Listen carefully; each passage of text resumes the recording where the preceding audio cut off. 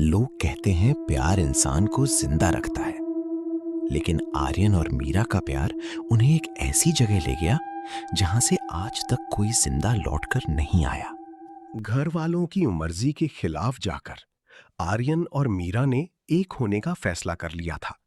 रात के गहरे अंधेरे में शहर की रोशनियों को पीछे छोड़कर वो दोनों एक कार में सवार होकर एक अनजानी मंजिल की तरफ निकल पड़े। एक ऐसी जगह जहां उनके प्यार के बीच कोई दीवार ना हो। कई घंटों के सफर के बाद उनकी कार एक घने और खामोश जंगल से गुजर रही थी। जंगल में अजीबो-गरीब जानवरों की आवाजें माहौल को और भी भयानक बना रही थी। मीरा का दिल बैठ रहा था। आर्यन, यहाँ से जल्दी चलो, मुझे बिल्कुल अच्छा नहीं लग रहा। बस थोड़ा और मीरा, हम जल्द ही इस जंगल को पार कर लेंगे।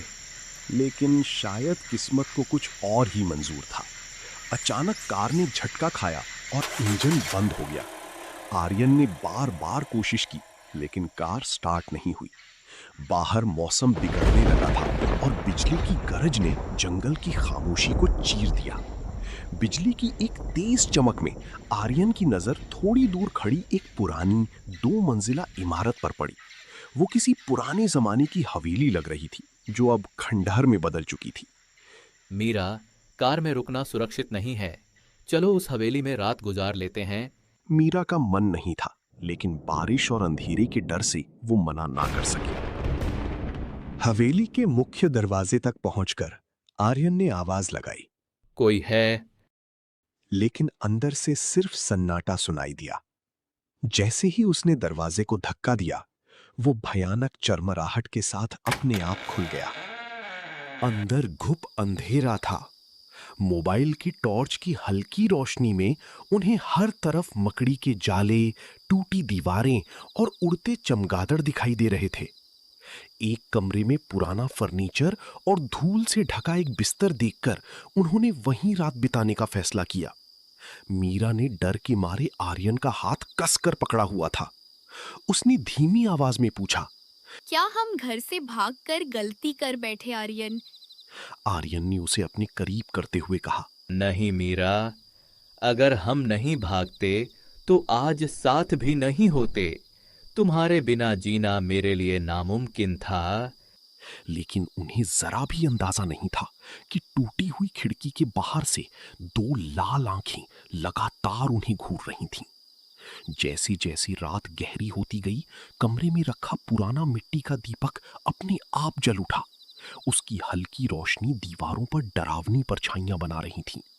थकान की वजह से आर्यन और मीरा एक दूसरे से लिपट कर सो गए। तभी कमरे के एक कोने से काला धुआं उठने लगा। धीरे धीरे वो धुआं एक डरावनी इंसानी आकृति में बदल गया। वो कोई इंसान नहीं, बल्कि उस खंडहर में भटकती सदियों पुरानी आत्मा थी, जो अब खूनी नजरों से उन दोनों को घूर रही थी। अचानक दीपक की लौ कांपी और बुझ गई। चारों तरफ गहरा अंधेरा छा गया। अचानक मीरा की आंख खुल गई। उसे महसूस हुआ कि कमरे का तापमान बर्फ जैसा ठंडा हो चुका था। जैसे ही उसने सिर उठाया, उसकी चीख निकल गई। वो काली आकृति आर्यन के ऊपर झुकी हुई थी। आर्यन उठो! मीरा जोर से चिल्लाई। आर्यन घबरा कर उठ बैठा, लेकिन तब तक बहुत देर हो चुकी थी। वो काला साया दोनों के बीच दीवार बनकर खड़ा हो गया। उसके चेहरे की जगह सिर्फ 2 धुंधली लाल आंखें चमक रही थीं, वही आंखें जो खिड़की से उन्हें घूर रही थीं।